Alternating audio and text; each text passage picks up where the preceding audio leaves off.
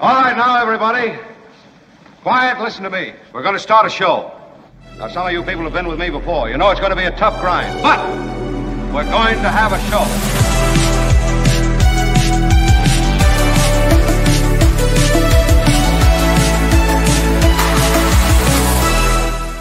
Oh, my gosh, this is overwhelming, my friends. Please, please, please, please be seated. Oh, there is nothing I appreciate more than the sound of pent-up recorded emotion. Yes, indeed, everybody. I love it. I love it. I love it. It takes me to another place. And isn't it about time that we all go to another place? Mm-hmm. What a show we have for you today. I'll start in hour two. In hour two, Anthony Davis, my favorite Brit, will be here. And we'll talk about any number of things that relate to, I think, the strong-arming of the U.S. government from the president-elect. So we'll get to some Trump stuff then. Also, Karen Dawn in the second hour. She has a bizarre story of the way a dog, an adopted dog, has completely captured the imagination and the various factions of an entire community. It's quite a good story. That's hour two. In the first hour, it's even better, arguably, than hour two. Could that be? Yes, indeed. Yeah, because you get a lot of me in the first half hour. And is there anything better than a lot of me? Do you know who I am? I'm just saying, kind of a big deal. I am someone who's come to the party today with a lot for you. And I can't wait to share it. Well, you've been gone for a whole week, so you probably have a lot to say. I thank you. And that, of course, is my darling Kim. Kim, how are you? And by the way, Kim, and Tony is here as well. Thanks, Tony.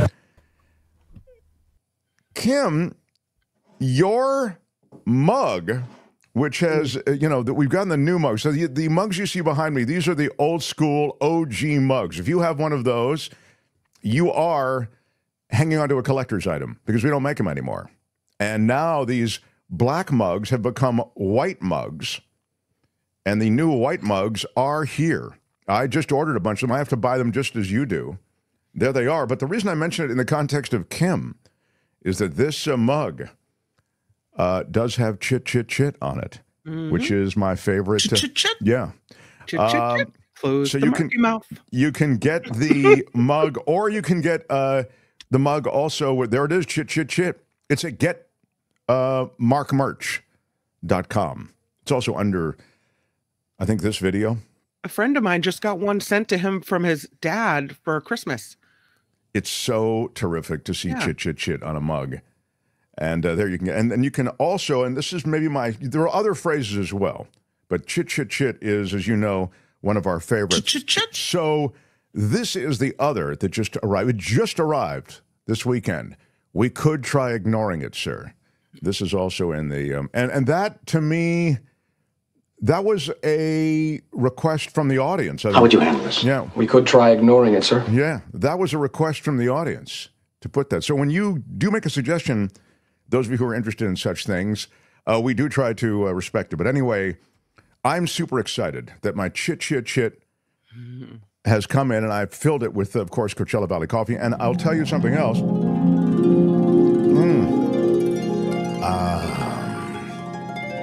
I stood in my own kitchen this morning.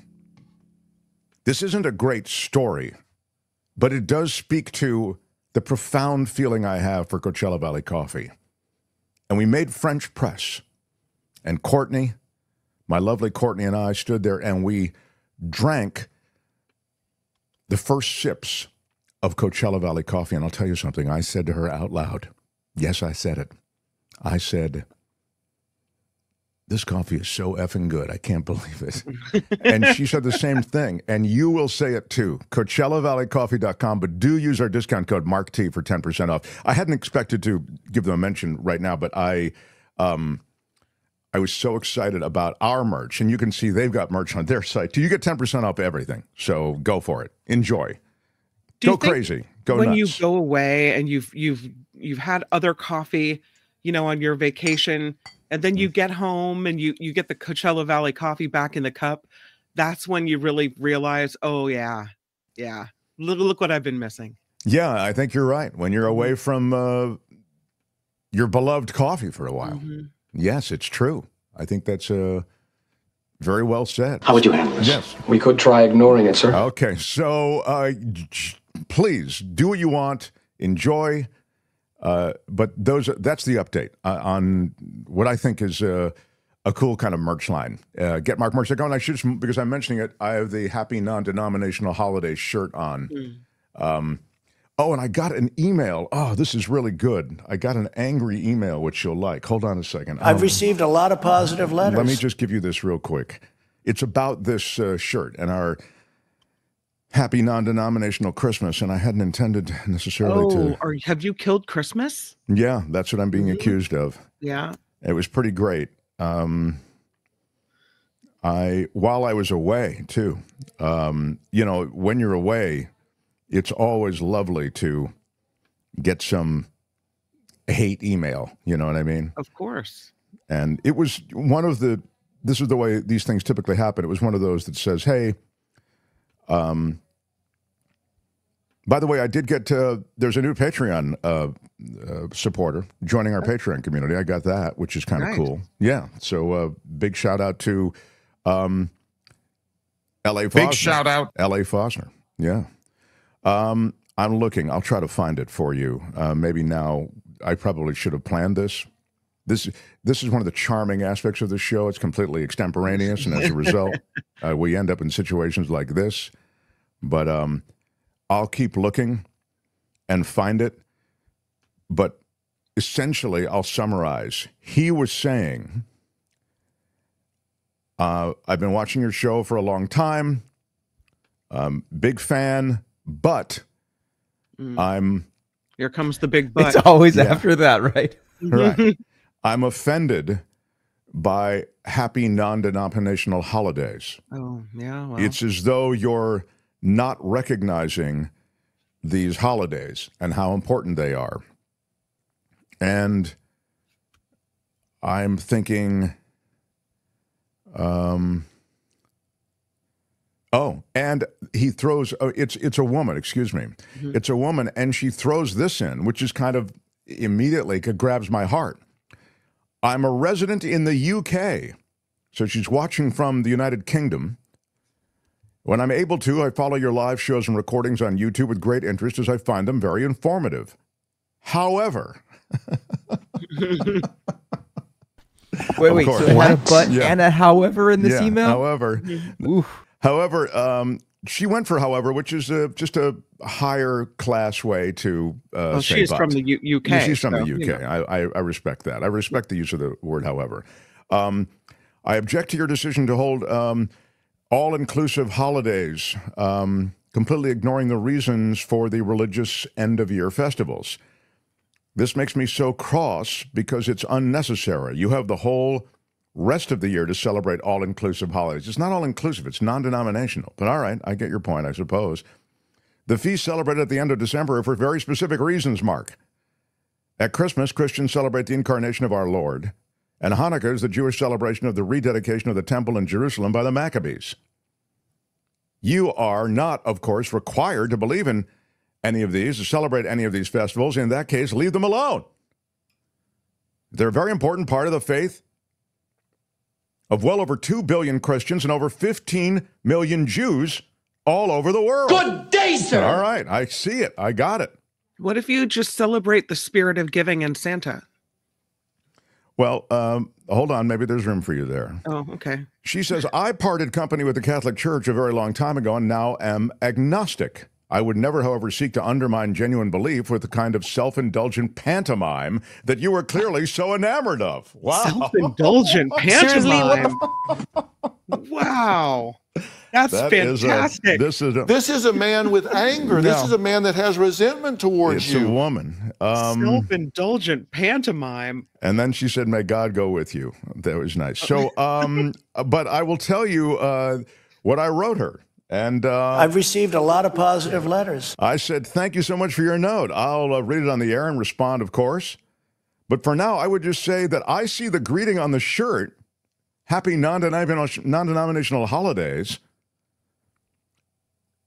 in exactly the opposite way as do you. In other words, the shirt and the phrasing is saying Happy Holidays inclusive of whatever holidays you celebrate. I'm celebrating whatever you celebrate.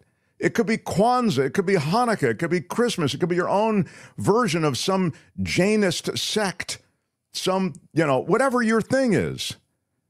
It's not suggesting I said a secular holiday celebration, quite the contrary. It's suggesting inclusion into whatever religious ritual you are part of. So maybe the holiday should just say Happy Holidays, says Randy. Randy, maybe we should take a break, you and me, from your comments. How dare you? How dare you comment, Randy? This shirt is perfect. There's not even a Mark Thompson show. We've changed the logo. So I love this shirt. How dare you, Randy, suggest that we change it?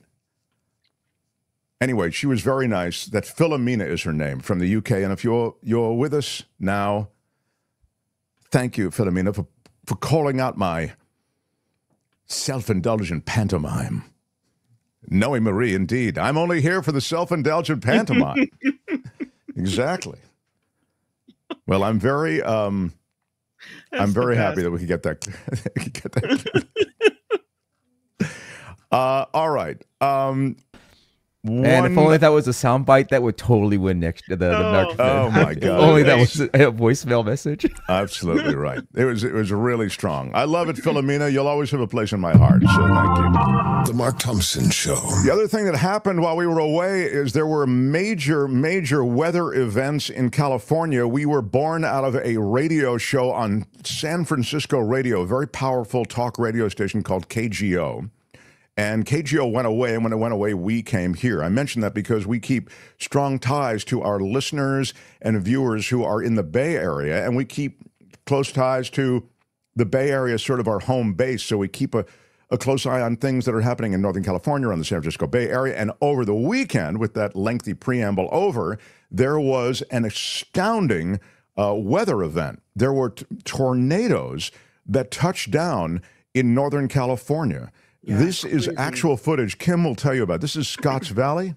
This is in Scotts Valley, which is in the Santa Cruz Mountains, or kind of on the other side of the Santa Cruz Mountains from the South Bay. Crazy. This is right in the downtown Scotts Valley area. The tornado touching down, the video taken from stores nearby. One woman, the next one you'll see, she's in the Target parking lot and manages to open her car window, which you see debris flying all over the place. And I don't know if that was wise, though the video is really good. But yeah, you can see it touch down. It was short-lived, but it caused vehicles to flip over, trees to uproot. Things were flying all over the place. Here's the woman in the Target parking lot. She doesn't like that there's too many drops of water on the window, so she rolls down the car window. Yeah, she wanted a cleaner shot, Kim. Yeah. I respect that move. Look at all the stuff flying through the air. Like, maybe not the best time to open the window, but yeah. What was your what was the word from the news department on that? In other words, was there a lot of damage? What was were injuries, anything? Yeah, no injuries reported, but down trees, down power lines, trees stripped of branches, numerous overturned vehicles. And I don't know if anyone was injured, but there was a motorhome that was overturned. And there's a video that I saw of a guy popping out through the window. So there were street signs that were damaged. So I think basically, damage to the city center there and where that tornado touched down. But otherwise, they managed to escape any serious trouble. Wow. Quite a dramatic event. According to the National Weather Service, based out of the Monterey area, they assessed the maximum wind speed of 90 miles an hour. They're calling it a weak EF1 tornado. Mm-hmm. It was an F1.5, said Silicon Valley Blocks. Yeah, so F1 is as low as it goes.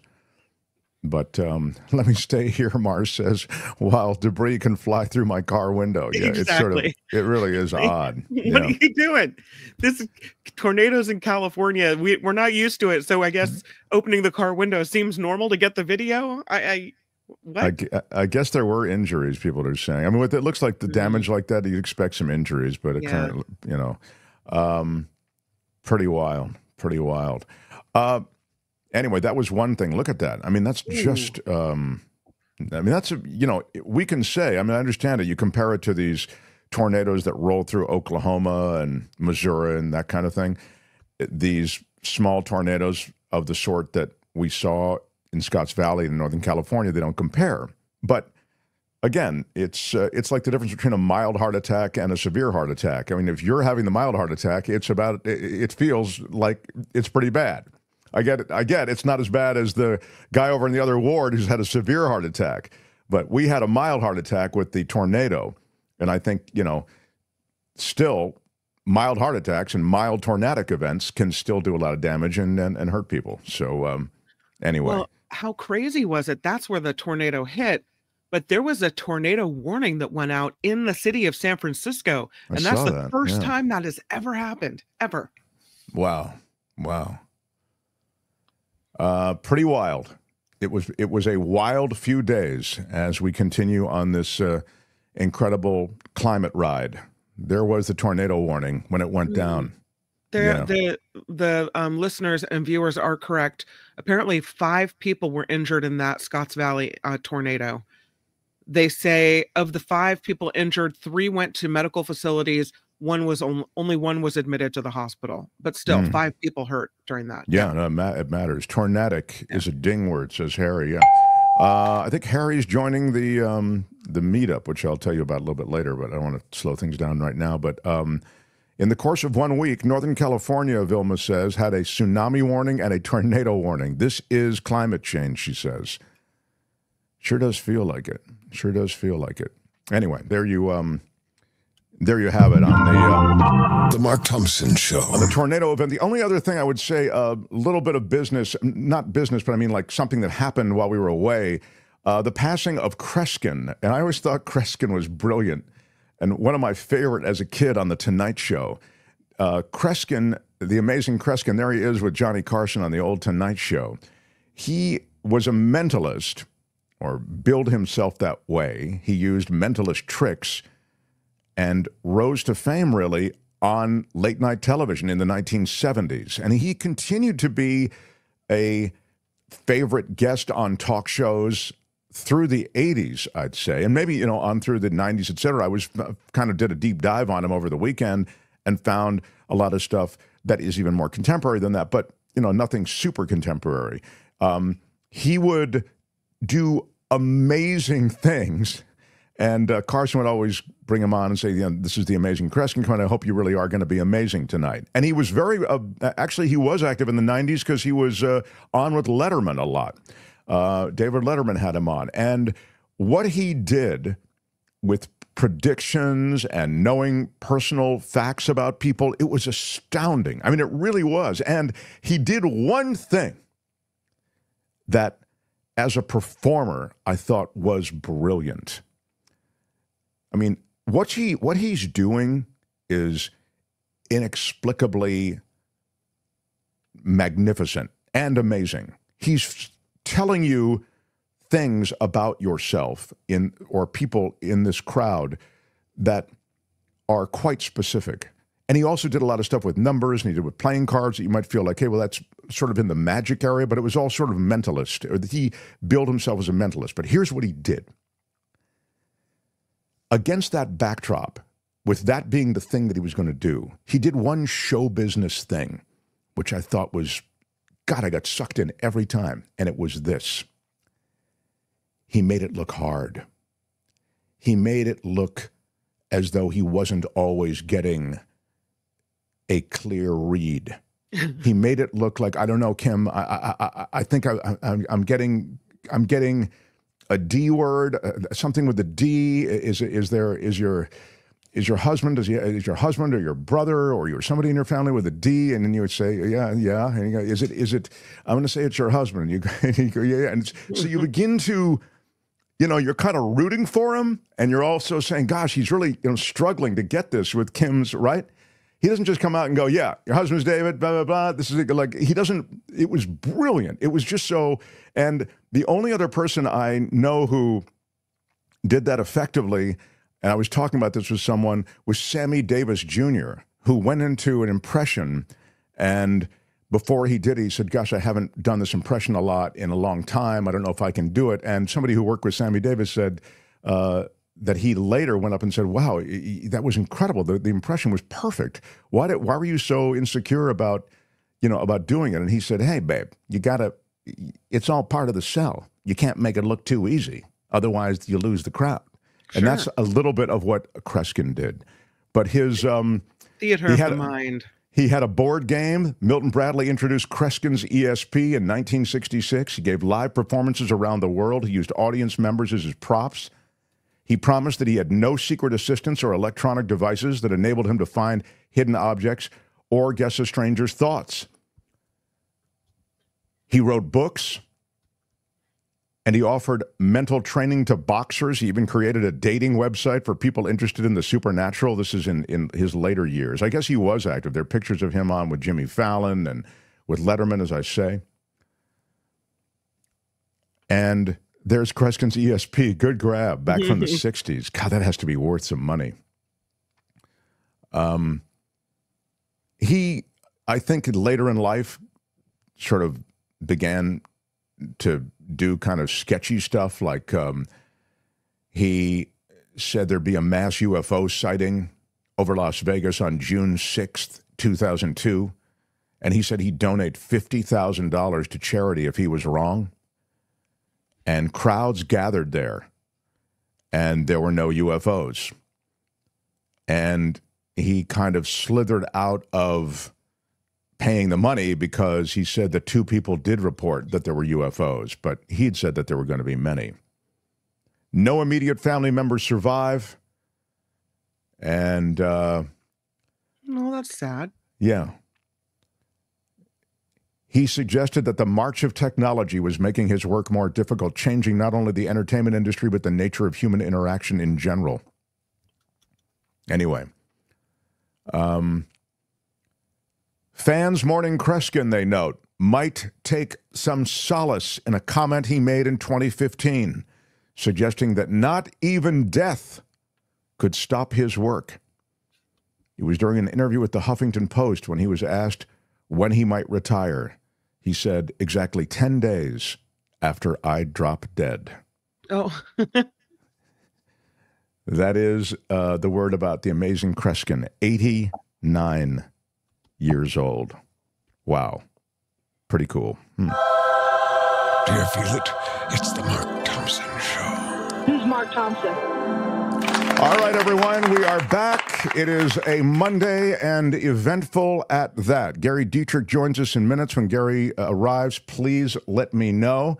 We covered tornadoes. We covered the passing of the amazing Kreskin and even controversy about the happy non-denominational holiday shirt, which are available through the holidays at getmarkmerch.com.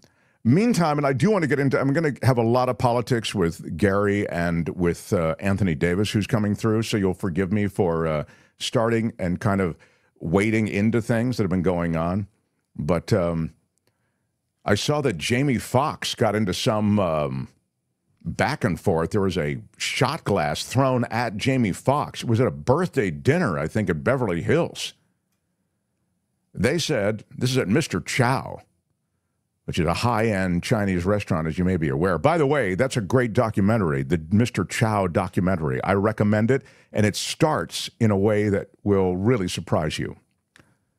Anyway, they're at Mr. Chow, and I guess someone sitting at another table threw a glass at Jamie Foxx.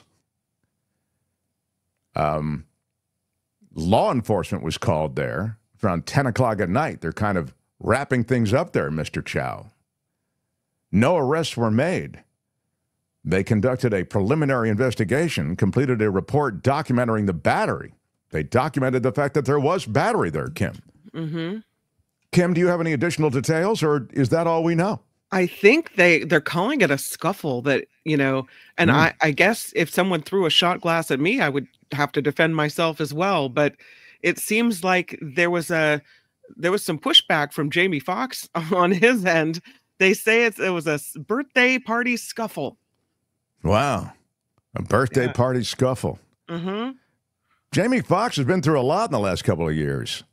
I watched a little of his special, but I'll be honest, I only watched a little because it wasn't super funny at the beginning. I mean, to be fair to him, he's been through this thing. He didn't know what it was. It was like bleeding on his brain and stuff. So I get that he wanted to spend some time. They said a stroke. They couldn't be sure. Maybe he explained later. I don't know. I didn't watch the whole thing. I watched about 10 minutes of it. But I was a fan and am a fan of Jamie Foxx. I think he's one of the most talented people alive. I mean, he does everything. He's incredibly funny. He's a talented musician. He does impressions. He's brilliant. Right. Absolutely brilliant. So at some point, I'll get back to watching his special. Well, anyway. His response to this whole thing, the devil is busy, but I'm too blessed to be stressed. I love it, man. I love it. Those people who believe, man, it's a good thing.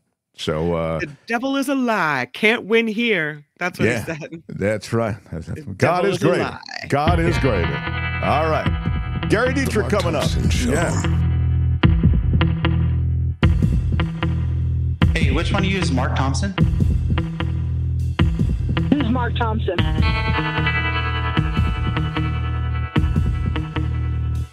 Put that coffee down.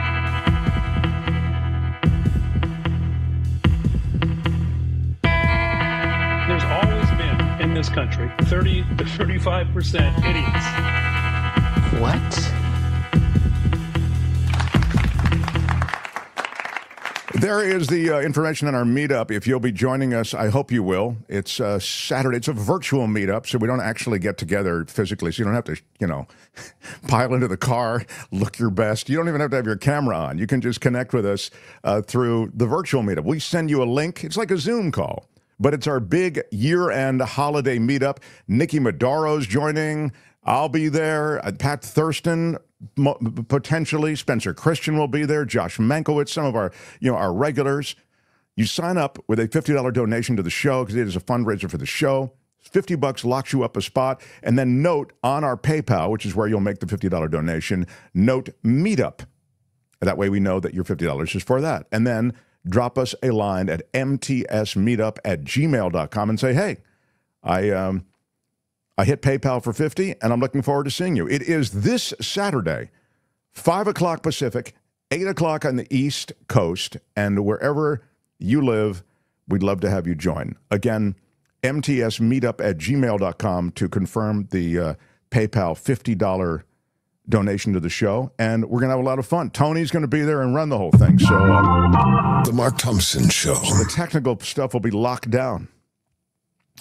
Now, I've really been looking forward to talking to this guy again after a week away. He is the political analyst for the CBS stations and also for iHeart Radio, and he's our former colleague at KGO, years as a brilliant political analyst. How about it for Gary Dietrich, everybody?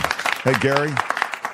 Hello, Mark. And first off, let me get two things out of the way right away. First, I wish I could join you Saturday, but I'm going to a live performance of White Christmas, and they will not hold that for me. So that's number one. Number two, my dear friend, I realized I'd set my standards way too high for 2024. I thought, as crazy as this year has been politically, that all I had to do was, just kind of talk my way through this week, and then I'm off for the next week and a half. But I realized now I have to start worrying about shot glasses being projectiles. I've never gone to a fine, beautiful establishment like that one, especially down in beautiful Hollywood or wherever the place is. Yeah. I've never been down there, Mark, and been worried about shot glass projectiles, but now I know. So apparently, and look, that's a big star. Jamie Foxx and Mr. Chow in Beverly Hills. You're absolutely right. Yeah. I mean, man, it just goes to show you that stuff goes sideways wherever it is. Now, somebody says, Gary, did you mention Mark Thompson's name? I'm sure they would hold the performance for you if you mentioned Mark's name. Yeah, that says ready. Yeah. Hey, let me just, there's a lot going on here, and wow, I almost don't know where to start. So I'm going to start with the little stuff, and then get to the big stuff. The littler stuff is the California stuff. When I say little, I mean just sort of some smaller things, like the fact that Donald Trump has brought in Devin Nunes, I think, to be part of his administration. He's also tapped another Californian, I think, to be a part of his administration. So a lot of these people who were loyal to Trump and also had positions in Congress from California, they're now going to be part of this new administration. Yeah. Well, look, Devin Nunes, people, have to go into all the nitty-gritty details of it, but he was the guy that Trump tapped to basically launch Truth Social. I mean, that was his raison d'etre when he left Congress, all right? But here's the deal. From just a raw political standpoint, okay, given the, shall we say, love lost between, the esteemed governor of California and our esteemed president-elect, it doesn't hurt to have a couple of allies with some California roots because, listen, there's no doubt about the fact that it's the most populous state in the nation, with a bullet train down the center of the state that's going to need some serious federal funding if it ever has a chance of being completed, with fires and all kinds of other things you're going to need federal funding. You want to have some allies. You know what I mean? You definitely want to have some allies. Now, Kevin McCarthy was a big one when he was Speaker of the House. He's not that anymore, but he's still a major player. But you got to have some. You got to have some people in the homeland, Mark, who know the back channels to the Oval. You see them as allies, though. It's interesting, Gary. You don't see them. So you see them as potentially, anyway, people who might blunt any kind of vengeful, reflexive thing that Trump might do to California because he doesn't like Newsom or he doesn't like a blue state. Yeah. Well, it just never hurts. Look, some of these people post-Trump, right? I mean, Nunes isn't an old guy. He may see himself with a political future in California. Therefore, right, part of his agenda when he's working, whatever he's going to end up, I mean, we don't need to get into the details of his position they're proposing, but bottom line is you want to have some people with some skin in the game, right, who can kind of advocate for your state and say, listen, don't just get a chainsaw at the Nevada border or just cut the thing off and let it drift off into the Pacific, metaphorically speaking, right? So, yes, I'm saying those kind of allies can be helpful. The other thing that we're realizing, I was always aware of this, and again, these are my opinion, not yours. I mean, I was certainly aware that Donald Trump couldn't do anything really about inflation. In fact, inflation wasn't all that awful, even as he was talking about it's the worst inflation ever. And then you and I have both lived through worse inflation, But I get it. It was the stump, and you were saying whatever you could to get to the finish line when you were Donald Trump. And now Gary Cohn, who ran his economy the first time, when Trump was the president the first 4 years, he was on Face the Nation, and he was talking about the economy in general and the ending inflation call. Tony, do you have that? The Face the Nation? Didn't mean to. Somebody wake Tony, please. And but there are two things. First of all, of course, Trump's promises to clean up the American economy, and then the realities.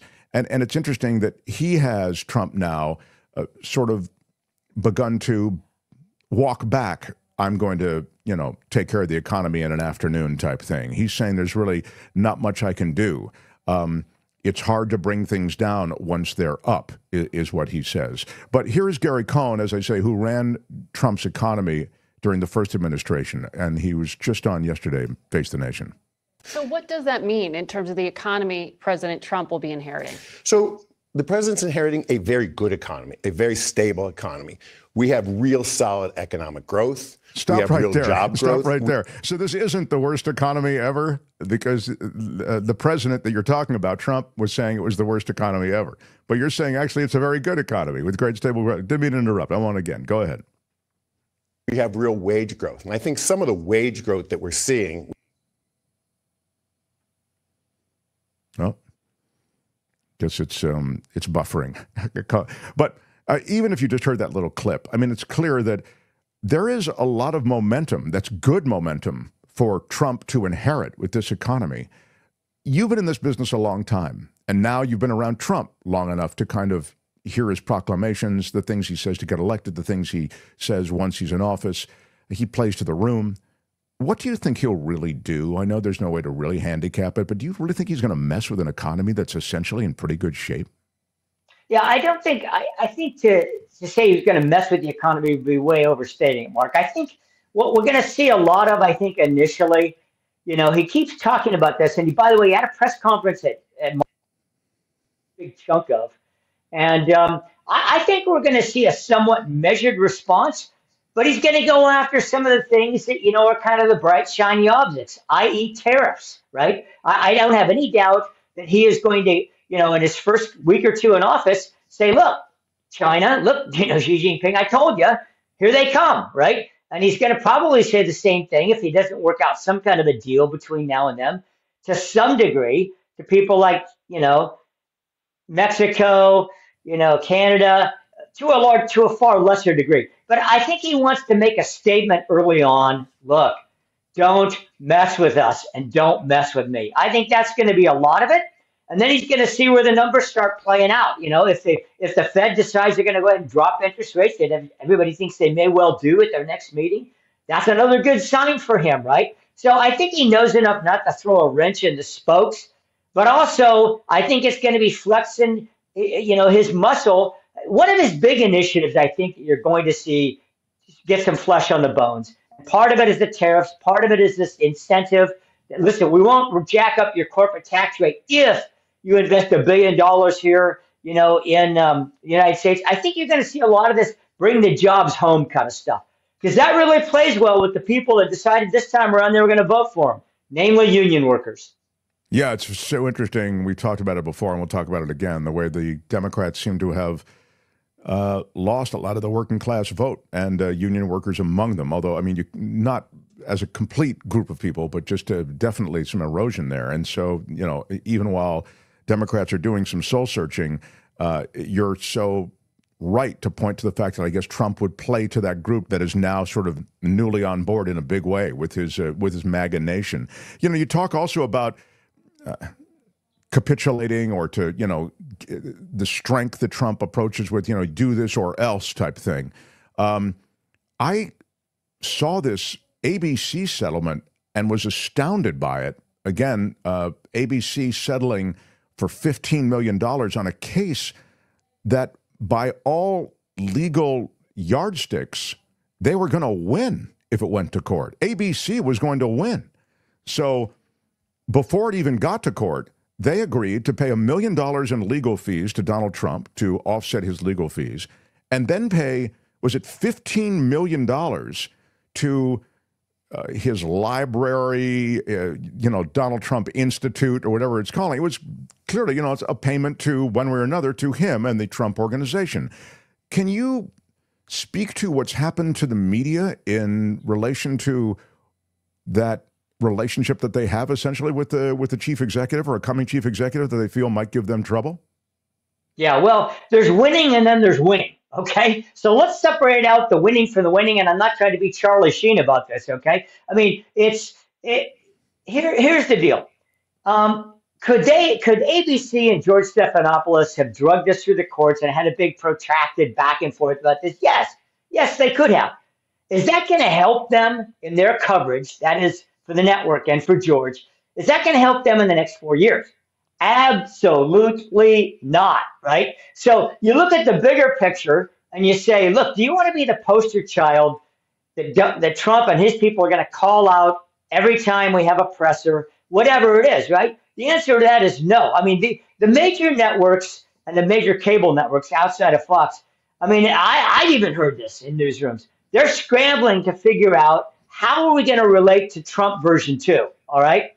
And there's a certain amount of that you have to have access to, and you don't want to just be simply at odds with the president. So that's part of it. I think the other part of it, Mark, is that the audience, right? I mean, the people did vote. They did vote Trump in, like it or not, for a lot of people. And the numbers, for example, of Fox vis-a-vis CNN, vis-a-vis MSNBC, are telling a really interesting story. which is people are not tuning in to some of the quote unquote anti-Trump voices as much. And I think there's real concern amongst a lot of the folks in the news business. They may just lose giant chunks of audience share if they don't find a way to at least come to some common ground with this new administration.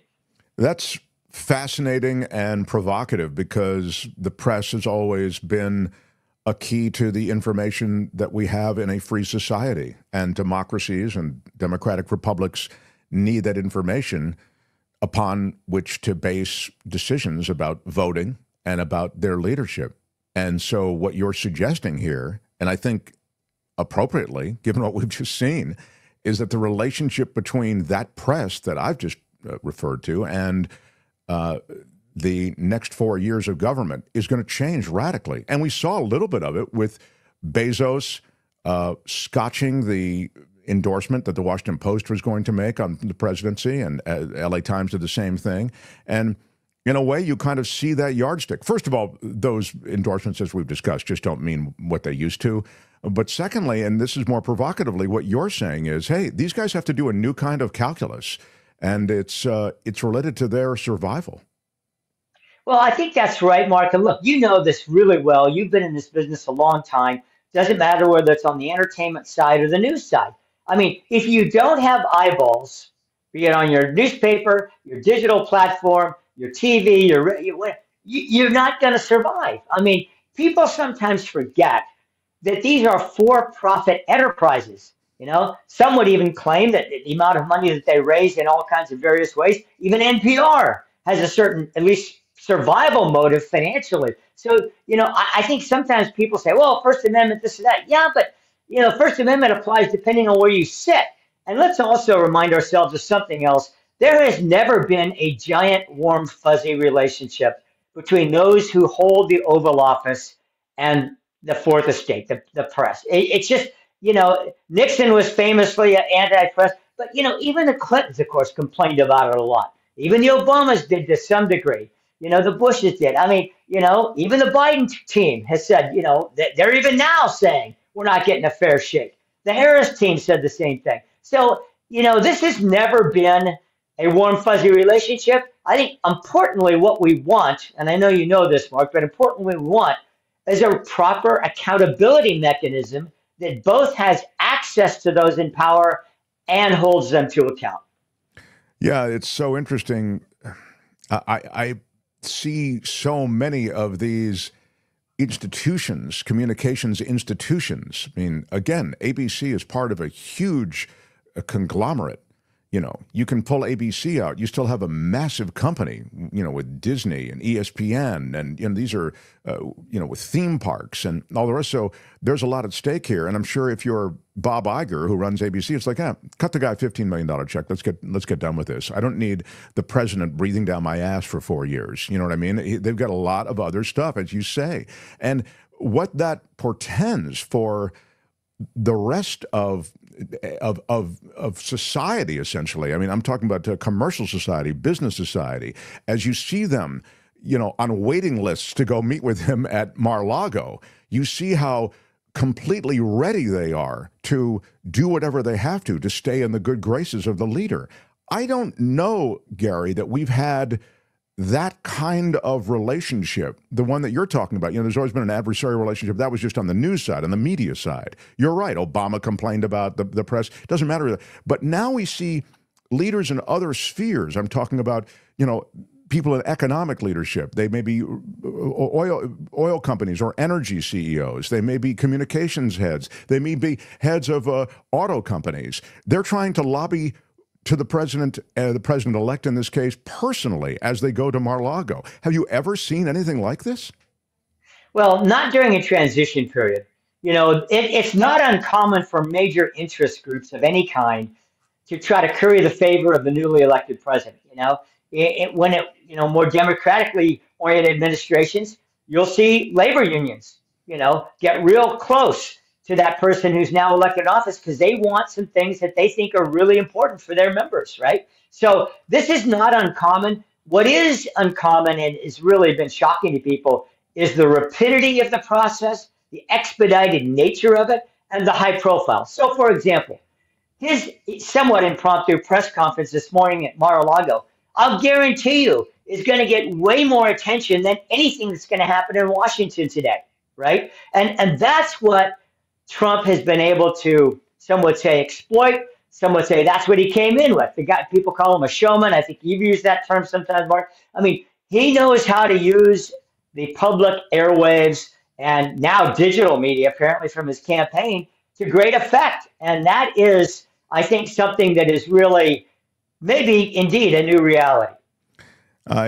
Look, he understands something else, and that is that if you say something enough, it gets through, you know, and you can say, believe it, not believe it, whatever. I mean, I just gave you the example of the economy, calling it the worst economy in history. We've never had inflation like this. I mean, he just said it over and over and over again.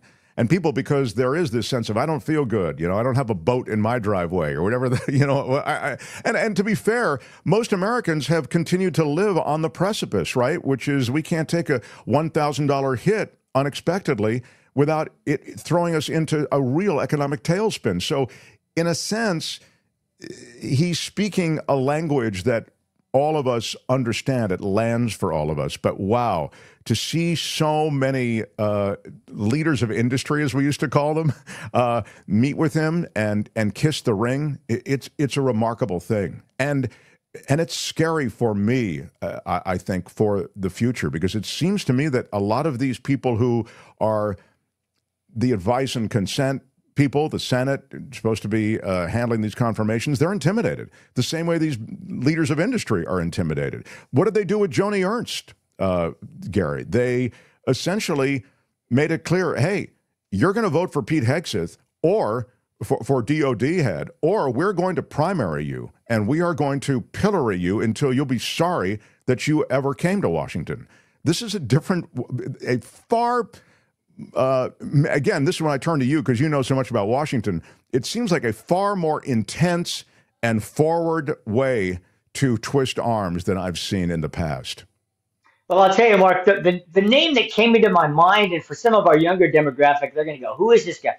LBJ, okay? When Lyndon Baines Johnson, senator of Texas, was selected as vice presidential candidate to run with John Kennedy, he was famous for bare-knuckle politics in that building in Washington.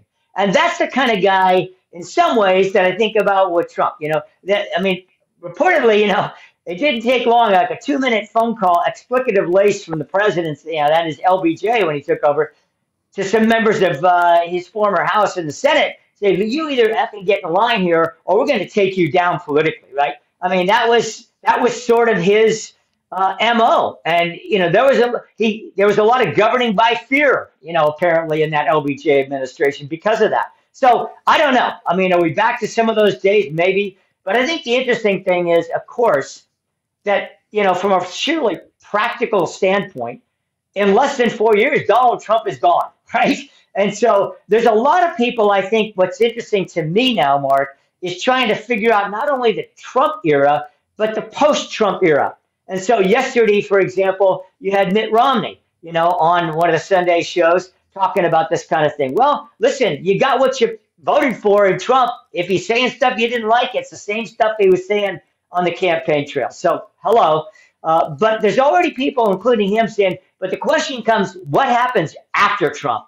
And I think there's a lot of calculations going on both in the Democratic Party and in the Republican Party about this. One other thing, Mark.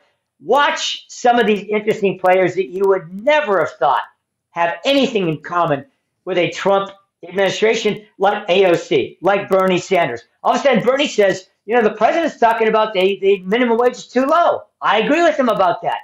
AOC saying, hey, you know what? Elon and Vivek are saying we need to do this audit of the Pentagon that never seems to be done properly. I'm totally with them on that. So watch for some strange political bedfellows in the next couple of years. Yeah, I mean, it would be wild if this shakeup included some things that might be some legit positives.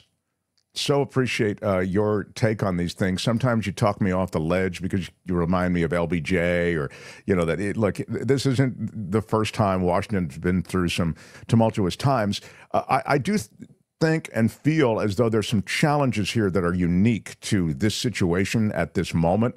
But I look forward to exploring those more with you in the weeks to come.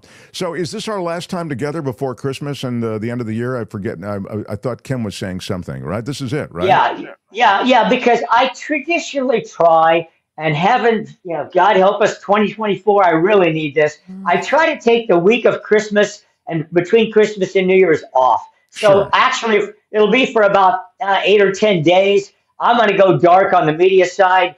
And, absent some real crazy crisis and just take a deep breath. And then on January 2nd, what's going to break loose again in Sacramento and Washington. Well, let's give you some Christmas jingle bells, We've loved you all year long, and you've been so great to hang with us. Thanks a lot. Have a great holiday season, and we'll see you next year. Gary Dietrich, everybody. Bye, Gary. And I should mention, Gary is brought to you each week on this show by a very generous sponsor, Bill Campbell at RE/MAX Gold. If you're relocating into or from Northern California, a lot of Northern California listeners and viewers, you will need a highly respected real estate professional, and Bill Campbell is that highly respected real estate professional. Get in touch with Bill Campbell at RE/MAX Gold. Call or text him 530-448-7474. 530-448-7474. Bill Campbell of RE/MAX Gold. The Mark Thompson Show. It was great. I loved it. How would you handle this? We could try ignoring it, sir. Morning. You cannot say you love your country. Where are my weed smokers at? Stay at home and get baked. Right on, everybody. That was a reminder. Thank you, Tony, for throwing it up there. That's a reminder of our meetup, which is a virtual meetup this Saturday. We're going to, I think it's 2 hours. Yeah, plenty of time to hang out. You can cruise through. You don't have to have your camera on, whatever you want. Courtney's going to be there, along with a lot of our regulars, Nikki and Kim and Tony. Albert's going to come through. So we're looking forward to, if you want to join us, you just go to our PayPal, contribute $50, and then send us a note saying, I reserved a spot with a $50 donation. Again, PayPal is underneath all of our videos. It's going to be 5 o'clock Pacific time Saturday, or 8 o'clock on the East Coast. mtsmeetup@gmail is our address after you've made the contribution. I wanted to get into something before Anthony gets here that I thought would be the Mark Thompson Show. It's interesting that this Luigi thing continues to be so multifaceted. Luigi Mangione and his problems with his health, they may have on some level informed his desire to break through and to make a statement about the health care that he wasn't getting, a broken health care system. Maybe it was, although he wasn't enrolled with United Healthcare, which is perhaps the perplexing part of this, at least if you look at it from that standpoint. But this 26-year-old Ivy League graduate who's now charged with murder of the CEO Brian Thomas from United Healthcare, he did have searing back pain, apparently. He complained of brain fog and sciatica. And this is across a Reddit profile that now has been, as you might imagine, combed for any sort of information and clues about what was going on. You know, there is a serious, and again, when I say serious, I mean within the world of conspiracy, one of the big things that was hatched for a while, this is before his apprehension, but it has continued even after he's been caught, was that this isn't the guy, that he's been set up as a patsy and that somebody else was involved. Now, I've watched a lot of these conspiracy videos, and those of you who are conspiracy theorists, I will tell you, you have a friend in me from the standpoint of I will hear your case, but I'm terribly cynical about these conspiracy theories. I just feel in general they're not, they don't hold water. And here's the way this conspiracy theory goes down. This was such a well-planned caper in that he knew exactly where Thompson would be. He knew when he would be there. He wore black. He had a noise suppressor or silencer. And ultimately, he flees on bicycle through Central Park. He gets away. Then he goes into Pennsylvania, whatever it might be. I don't know. That's not important to the conspiracy theory. The conspiracy theorists say, so you're telling me that this guy plans this caper so carefully, and yet he exposes his face to somebody at a youth hostel? It doesn't make any sense. He goes to a Starbucks. I mean, the whole thing doesn't make any sense. Well, I would say to you, conspiracy theorists, I would say that's the mistake he made. You may see it as, how could a perfectly planned caper have somehow included this incredible error? Because it's an error. That's why. And then I think if you look at the way that Luigi tried to get away, it's filled with problems. He takes the weapon he used to kill this guy, he takes it with him. He goes to McDonald's in Pennsylvania instead of heading south of the border. I mean, there's just this guy's wanted everywhere. What are you doing? You know, wearing the same outfit? I mean, it just almost like you wanted to be caught. Yeah, so I would say, instead of looking at this guy as some incredible mastermind, he's clearly insanely bright. It's a tragedy. And the point he's making and the conversation he started is one that we should be having all the time in this country, and that's about the broken healthcare system, a for-profit healthcare system that lets all of us down. He is clearly a smart guy, but he's not smart about killing somebody and getting away because he'd never done it before. He's not a professional hitman. What the cops said originally was accurate. He will always be looked at as a vigilante. Insurance companies need to be charged. Yeah, thanks, Teresa. You know, I think he is just that. He's a vigilante, but he's a result of a system that's horribly broken and that could birth others like it, which is what I think is a legitimate concern.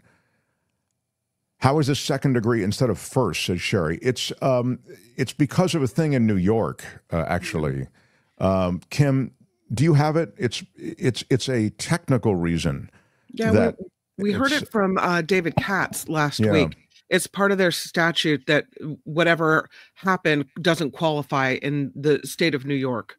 I mean, it's weird, I know, because you hear, what are you talking about? The guy, you know, he waited and he lay in wait, as they say, and then he comes up on the guy and he kills him in cold blood, and that's only second-degree murder? I think you have to know the law. It's a specific thing. But now back to what one or two more details and then what's happened now. One of the details is that Luigi Mangione's mother blew the whistle on him. She called law enforcement and said, I think that picture of the killer that's being circulated is my son. The family reported him missing to SFPD in mid-November, roughly 2 weeks before he's alleged to have ambushed Thompson. The FBI confirmed that San Francisco Police Department reached out to them about the possible identity of the suspect. That was 4 days before his arrest on December 9th. An officer working on the missing persons case recognized him in the surveillance images circulated by investigators in New York. And Kathleen, who's his mother, told investigators the day before he was arrested that he could be the suspect. Mm-hmm. She wasn't sure, but she felt as though it might be him. The pathway to acquittal for him could have everything to do with his mindset. You know, he's lawyered up, and his lawyer is someone who's been on this show. That's right. And Kim, actually, you were in touch with her. I wrote her a note as well at the time because I thought she was so good on our show. So good on you for finding her. It was one of those moments where you were off. You might have been on a cruise, but I had her on while you were off, and she was amazing. Yeah. And then, and now she becomes the lawyer for Luigi. She used to be, I think, the chief assistant district attorney in the Manhattan District Attorney's Office. Her name is Karen Friedman Agnifilo. Right. Yeah. Or Agnifilo. Agnifilo. Well, no wonder she didn't come back. You couldn't get her name right. That's true. That's exactly what happened. I remember her being terrific. Now, she's got her work cut out for her defending Luigi, but and everything we can see, I mean, in all the ways that I've mentioned, he's sort of carrying evidence with him as he was pursuing his escape. So there are not a lot of ways to wiggle on this one, but let me give you one of them. She can argue, and she can argue probably as well as anyone, as a gifted attorney, that there was some mental illness involved, that he had a defect mentally. These are all things that can factor into a potential acquittal. And before she was hired to represent him, she even floated that idea during a CNN appearance. This is a quote. There might be a not guilty by reason of insanity defense that they're going to be thinking about because the evidence is going to be so overwhelming that he did what he did. Does chronic pain make you insane? Right. It's how you then create the trail of breadcrumbs to that insanity plea. Now, here's from a prosecutor who says, well, quote, he knew a gun could discharge a bullet that could kill. He knew it was wrong because he fled the jurisdiction and he tried to conceal his identity. Yeah. So again, knowledge of that sort might jam their ability to get an acquittal, but nonetheless, look for that. And finally, I leave you with this because I think this is really what the big story is related to Luigi.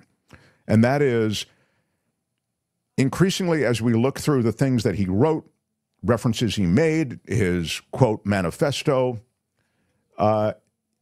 Michael Moore is mentioned, and his documentary is mentioned, Sicko. And by the way, you should see Sicko. Sicko's a great documentary. It was done, I don't know what year he did it, but it doesn't matter. I think it was, I mean, it was all of the issues that Michael Moore brings up in Sicko are all still contemporary, some of them even worse than at the time when he was doing Sicko. So you should see Sicko. I recommend. I'm sure you could see it for free now. Anyway, Michael Moore, again, mentioned, his name invoked by the shooter. There it is, Sicko on screen. He is saying that what's happening in America is that people are fed up with this entire for-profit health insurance thing, and that a lot of media attention that has been cast upon Michael Moore has asked for him to essentially plead with the public, against copycat crimes and to obviously not in any way endorse this way to air your grievances. And he's not doing that. He said, I won't tamp down this anger that we have. 2007, Sicko was released. And he said, of the many requests about condemning the murder, Moore said, quote, after the killing of the CEO of United Healthcare, the largest of these billion-dollar insurance companies, there was an immediate outpouring of anger toward the health insurance industry. Some people have stepped forward to condemn this anger. I am not one of them. He went on to write that the anger is completely justified, and it is, quote, long overdue for the media to cover it. It is not new. It's been boiling, and I'm not going to tamp it down or ask people to shut up. I want to pour gasoline on that anger. Moore wrote that the anger in question is not about the killing of a CEO, but about the mass death and misery, the physical pain, the mental abuse, the medical debt, the bankruptcies in the face of denied claims and denied care and bottomless deductibles on top of ballooning premiums that this healthcare industry has levied against the American people for decades, with no one standing in their way, just a government, two broken parties enabling this industry's theft and, yes, murder. Yes, I condemn murder, he said. And that's why I condemn America's broken, vile, rapacious, bloodthirsty, unethical, immoral healthcare industry. And I condemn every one of the CEOs who are in charge of it. And I condemn every politician who takes their money and keeps this system going instead of tearing it up, ripping it apart, and throwing it all away. Yep. Those are the words of Michael Moore. And I'm interested to hear what Anthony Davis has to say about this too. He, coming from a country that has a healthcare system that is, some would say, a lot better, more inclusive than ours. Whereas, if I can't pay for an MRI, I just don't get one. Yeah, yeah, he was. I'll get to Anthony. I think he only has limited time, and now I've taken most of the time we were going to visit with him. But we'll get a solid few minutes. But I wanted to get to that Michael Moore piece, and that's the latest on Luigi, at least as we see it from here. So, the Mark Thompson Show. Sorry about the wait. I mean, I hate to make him wait. He's a brilliant analyst as well as a host on the Midas Touch Network. And he is also my favorite Brit. How about it for Anthony Davis? I'm sorry, pal. I didn't realize you were waiting. I'd started that Luigi thing before you were here, and then once I'd started it, I kind of had to complete it. Anyway, all right. I'm done with my apology. That's okay. Welcome. I will wait to the end of the earth for you, Mark, and you know. Okay.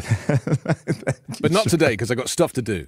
All right. So today, I want to quickly jump you into this, then the Luigi thing, just because Kim mentioned it. You told us last time you visited, that, look, it's a two-tiered system in Britain, too. I thought that was an interesting thing that you kind of sobered us up on, which is, hey, it's not exactly, sweetness, niceness, and rose petals with the British system either. Well, you don't have to have private insurance in England. You will get treated, and if it's an emergency, you'll get treated straight away. I mean, you might have to wait a few hours, but you'll get treated, and they don't charge you. But let's say you want a hip replacement and you don't want to wait 18 months for your appointment, then you can pay, I think I might have quoted last time, but the price of a hip replacement is around $15,000 in the UK.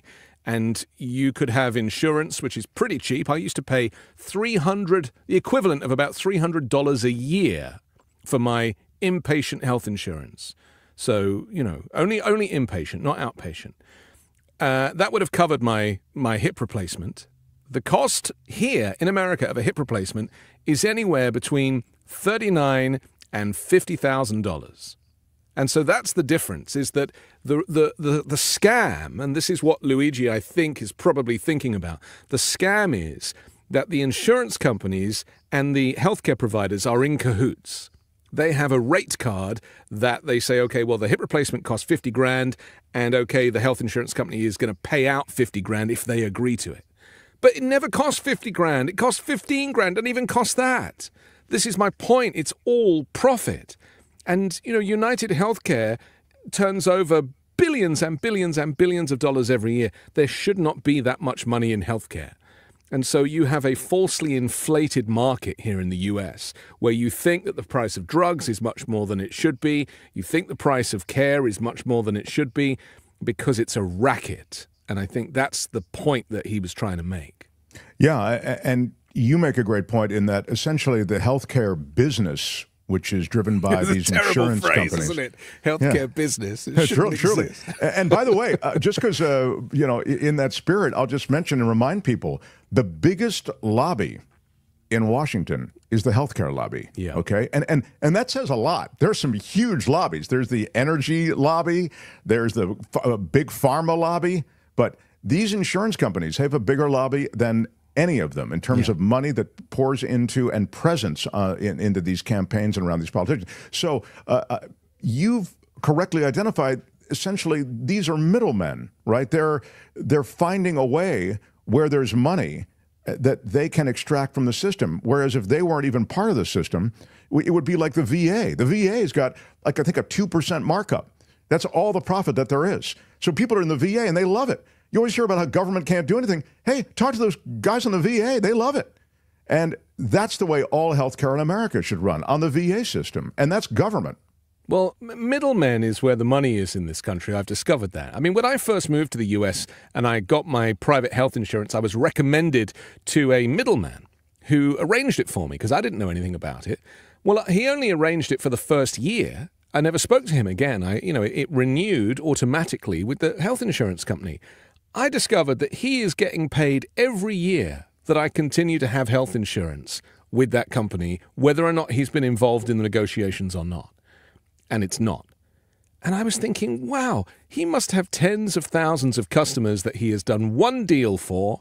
He gets his commission for that first deal, which probably is more, and then he'll get a kickback every single year that it automatically renews. And I was thinking, wow, because we don't really have stuff like that in the UK, not to that level. And then here's another thing. I don't know if you read the TurboTax story, which I think is very interesting from last week, that it turns out that, now the Republicans are being lobbied by these private tax companies to stop this free, self-pay service where you can just pay the IRS directly, work your tax out using IRS software. They trialed it. It's worked really well. They're going to roll it out nationally. But they're now not, probably, under the Donald Trump regime because all of these middlemen, like Intuit, who own TurboTax, they have been lobbying Donald Trump to say, we can't make a profit if the IRS is offering it for free. Why should anyone be making a profit on you paying your tax? It's nuts. I mean, it's free in every other civilized country. There are no companies that offer, we'll do your taxes online, and, it just doesn't exist. It's because it's immoral. We've created a tax code that is so complicated, and it favors immensely those who can afford to have the taxes done by third parties. And because you need a third party that knows where the bodies are buried, because the tax law is so insanely complicated. And I think that's the reason that we've created the necessity. As you say, technology has, in a way, helped some people, anyway, step back from that, such that they can do their own taxes on the latest software that connects with the IRS. Just give people the choice, right? And that's the reality. And if you want to file your taxes directly with the IRS, I mean, the software is amazing, this new thing that they've been doing. And they actually have like a live chat service so that you can talk to the IRS and and you have like months to do it, and then you don't press send until April. So, you can go back to it, and it's not something that you have to rush. Anyway, I just have a bit of a problem with middlemen at the moment. And look, with health insurance, mine has just gone up significantly for January. And I shopped around, and there wasn't a cheaper company, so I don't have a choice. I have to pay the extra $300 a month that it is to cover myself and my family for next year if I want to keep the doctor that I have. That's the tragedy of it.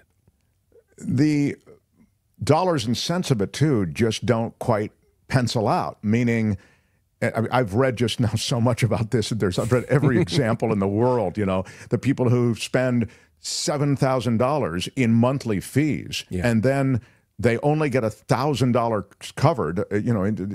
You have these examples as well, and so they're in the whole $6K. The family that, some of the numbers are even more severe than that. Yeah, where God forbid you get sick. I mean, if you get sick, people in this country, they crowdfund to pay their medical bills. Exactly. That is unheard of anywhere else. It's completely uncivilized. I keep saying it, and I love this country, and I choose to live here, and I will stay here until I'm deported. But, and that's not so much a joke, but this is probably the most lawless country that I have ever come across in the civilized world. It is completely lawless here. And this example that because I'm so pleased, and Michael Moore's been very helpful with this, we're starting to have a conversation about the bigger picture, right? And the bigger picture is that, 65,000 people a year die because they can't get access to healthcare. And no one's really been addressing that until someone goes and shoots the CEO. And now at least it is a conversation. It's a tragic way to go about it, but at least now there's a conversation. This is interesting. I saw someone ask, Anthony's so right, lawless. Someone was asking why you came here to begin with. I don't think they were being cruel. I think they were just kind of curious. I moved to Barack Obama's America, remember? It was a very different world back then, you know, and I only had Barack Obama as president for 2 weeks. And I remember sitting in my apartment watching that final speech that he made in January of 2017 and thinking to myself, he had such a sad face because he knew what was coming. And it came, and it's come back. So, yeah, that's why I refer to the incoming administration as a regime, because, you know, we have to recognize that things are going to change to such a crazy level. I mean, it's talking about selling off USPS at the moment. Interestingly, the UK just sold Royal Mail this week. They got the go-ahead. And I never thought the UK would sell Royal Mail, the equivalent of USPS. But yeah, now, that's interesting. I didn't know that, but it's funny. I was just about to ask you about the sale of the U.S. Post Office and the privatization, which is clearly, I've said this forever on this show, and I've said it for years on the radio, on KGO. The whole game is to privatize everything. Yes. That is the GOP game. It is it's the neoliberal game. It's but without applying any of these labels on it.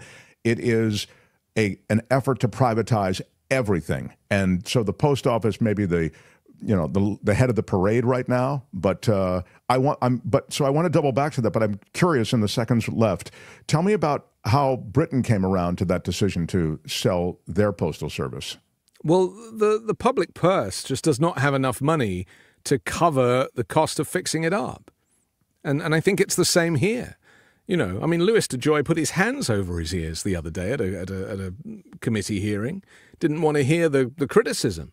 The reality is that both of these organizations in the UK and the US, of course, the US one is so much bigger. But, I mean, I posted my passport here to go back to England to be renewed, and I was tracking it, and I dropped it at the post office, you know, with all of the fastest delivery service possible, and I tracked that it didn't leave the post office for 10 days. Wow. It stayed in the US Postal Service office where I sent it for 10 days before it finally left to start its journey back to England. And I was like, whoa, you know, this is a sensitive document. Yeah. Apparently only, I think it's between 40 and 60% of mail that you post actually makes it to its destination. No, that can't be true. Only 40%? Well, maybe it's 60%. But either one is not acceptable. Yeah. It's not acceptable, and certainly not on time. And so I just recognize that these systems, like, you know, the whole system that started hundreds of years ago, any business that started hundreds of years ago that has not been modernized is overdue for modernization, because the world now does not look like it did 150 years ago when these institutions were created. I mean, think about it. A person walking down the street pushing a little cart with mail in it and sticking it through a letterbox. In this day and age, are you kidding me? What is all that? It doesn't make any sense. Well, I mean, the reason it's also become less relevant on some level is because of email and the other ways in which we communicate. I mean, so there's the stuff coming through the mail is of less importance in general anyway, right? It's mostly junk mail. Well, I think things like DocuSign changed everything, right? Mm-hmm. Where you can sign a document, a legal document from home, just using your on-screen signature. You know, these things move the goalposts. And so it means that other industries have to modernize to kind of keep up with that stuff. But I recognize that USPS, I mean, look, my local USPS here is disgusting. Like, it stinks. It's disgusting. The whole place, the ceiling tiles are falling. So it's not just the soft product, it's the hard product as well that needs modernizing. So I'm all for modernization, but I don't know necessarily that they should go into private hands. Saying that, look how good Amazon is at delivering and how efficient they are using robots and software. They, by the way, Amazon uses sort of the they're on the spine of the U.S. Postal Service, as you know, with Sunday deliveries, et cetera. So there's kind of like a dance that the two do. Put that back up there again, would you? Again, please, or was it Tony or Kim? The Royal Mail was sold to that guy who is, I guess, a Czech businessman. He is. And if they were to sell... Privatizing the U.S. Postal Service, and by the way, this is something Donald Trump has talked about just in the last week. Yeah. Okay, so this is not some, no, there he is, the guy who bought the British mail system. I don't know what the plans are for that, but that'll be interesting to watch because he's discussed the possibility Trump has of overhauling the agency. And he's discussed it with his nominee for Commerce Secretary, as well as other transition officials. He's probably going to fire Louis DeJoy. That's the irony of this story. It really is crazy. He's probably going to fire his own guy because he's not up to it. But, all of this, including the healthcare, begs a question. And that is that we know that healthcare needs overhauling. We know the USPS needs overhauling.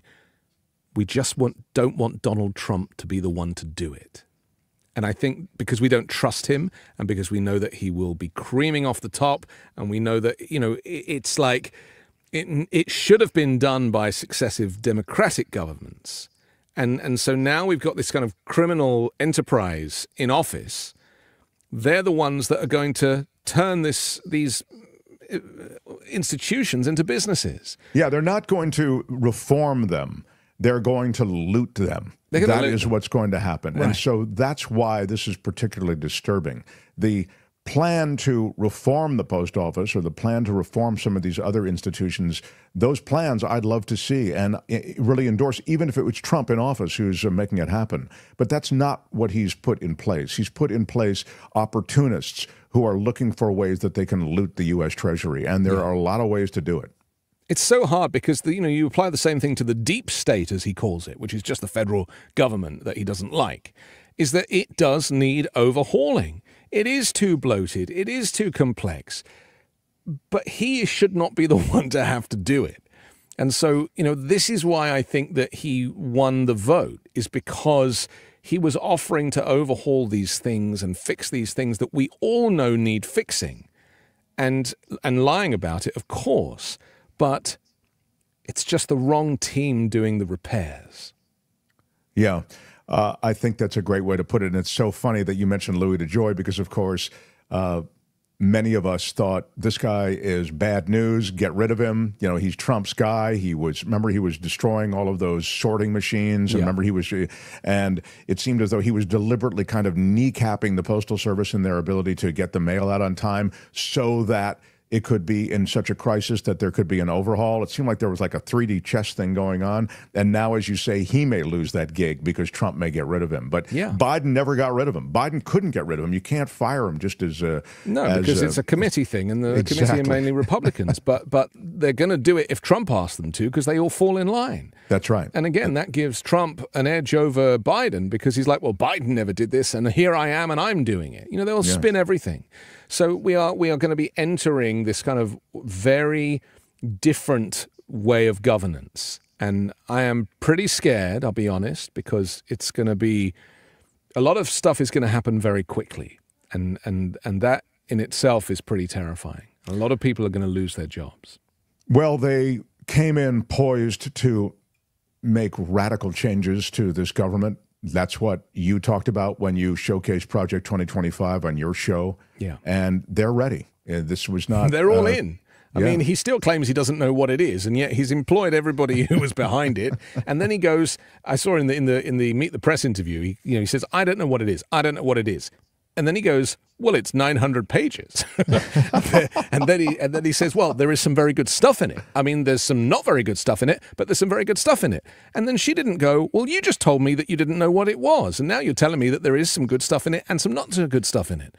Like these kind of contradictions in the moment. Right. And I was like, wow, we also need a shakeup of the media and of journalism. I mean, a lot needs to change. Well, there's not really much in the way of journalism left to push back on this. That's why it comes down to independent media. And I would say this is the last thing, but I'm hoping YouTube, which has allowed us to live here, and then we then provide this as an audio podcast across all audio podcast platforms for the most part.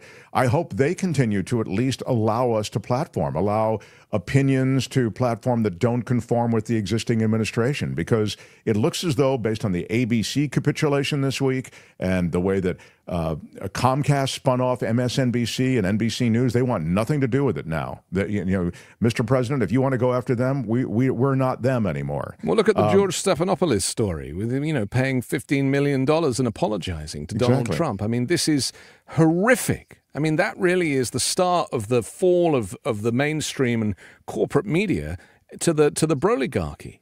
And so yes, the independent media, yourself included, this is a fight. And I feel like we are up for it. We're kind of up for the challenge. I'm not going anywhere, and I know you're not either. Yeah. And so this is the moment. Well, I love these talks, and I'm sorry I had you wait a couple minutes today. Let's continue this conversation, because I think that's what it's all about. And I will remind people the 5-Minute News, you can find it on this platform, and wherever you're listening, you can find it there as well. Anthony Davis, great stuff too, across the Midas Network. And tell us if there's anything else you want to show. This is your moment, please. I want to help, get the word out. You're very sweet. Well, I have a new Substack. In fact, I wrote a Substack last night about the origin of these drones in New Jersey. Oh. And by nature of the news today that a couple of people have been arrested, it seems that I was correct. Little pranksters, just regular people. Well, they got those two. They got those two today. But does that explain all of them, or explains a lot of them? They're just people with drones, and then all the photographs are just airplanes. There's like 3 airports in that area. I mean, it's like, what's the big deal? But some Americans have this excitement. That's why the X-Files was such a big show here. They love UFOs. You love, Area 51. Like, you love all this stuff. So you project the idea that it's something when it's nothing. In England, we'd be like, pesky kids. Anthony Davis, everybody. Bye, Anthony Davis. See you next time. Yeah. The Mark Thompson Show. Yeah, I love it. I do love it. He's great to hang out. Sorry I took so much time.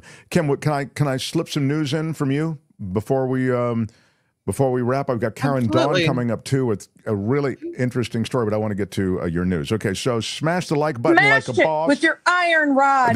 When you hit the thumbs up, it helps us in the YouTube universe. So if you are on YouTube, whenever you're watching it, please smash that like button and with your iron rod. With your iron rod, and life will be good. Thank you, all of you who have supported the show through the many months. We are just past 2 years. And we're really excited about the next 2 years. So with that said, Kim's news, and we continue. Mark Thompson Show. The Mark Thompson Show.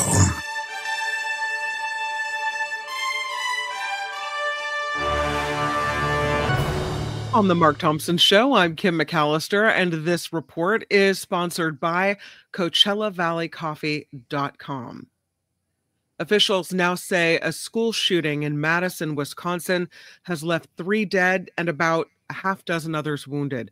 Madison Police Chief Sean Barnes says one of the deceased is believed to be the juvenile shooter who was a student at that school. The shooting happened at a K-12 Christian school in Wisconsin. The U.S. Embassy in Syria is urging all Americans in that country to leave because of the ongoing volatile, unpredictable security situation with armed conflict and terrorism throughout the country. In a post on X, the embassy warned that due to the closure of the U.S. mission in Damascus in 2012, it can offer no direct assistance and that U.S. citizens should prepare contingency plans for any emergencies and be prepared to shelter in place for extended periods. Jeez, that's not the kind of advisory you want to get. No, means get out of Syria now. President-elect Trump says the government knows what's going on with the mysterious drones.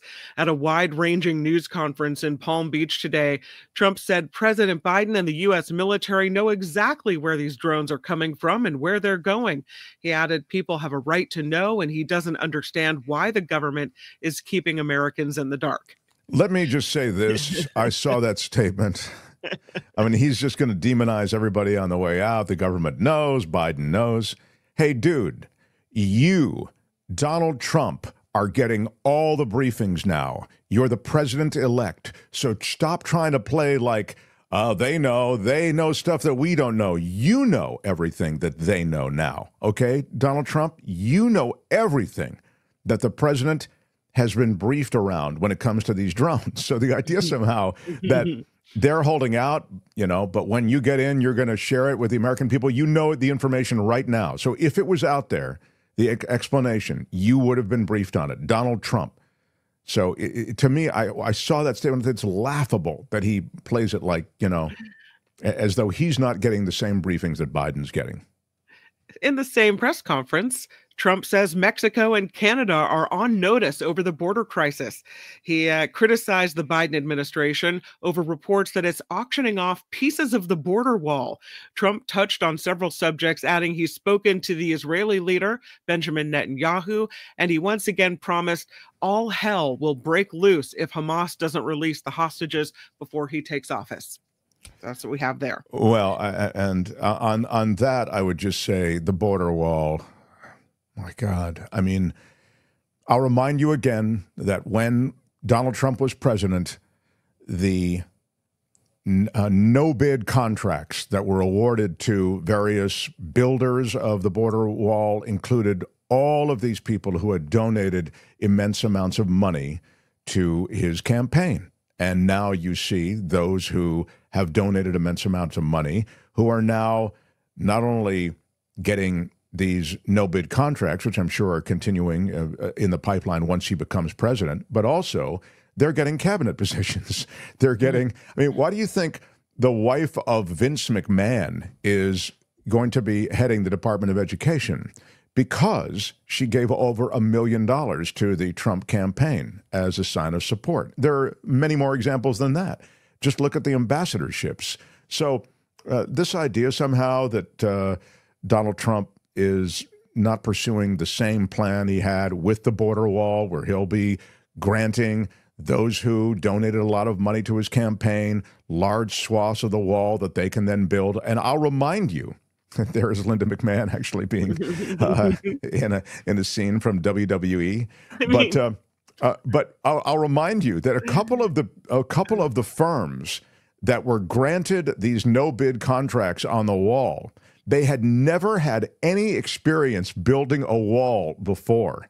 So the wall is just another way, as I say, to loot the American treasury, and it'll be done by those who are the biggest Trump supporters and their businesses. Speaking of this press conference, we got an email from Debbie in Idaho, and she said she was watching it and that Trump was talking about how many calls of congratulations that he's received from all the different countries. And he said, you wouldn't believe how many countries there are. I've received a lot of positive letters. All right. A Manhattan grand jury could return a murder indictment this week against the man accused of killing United Healthcare CEO Brian Thompson.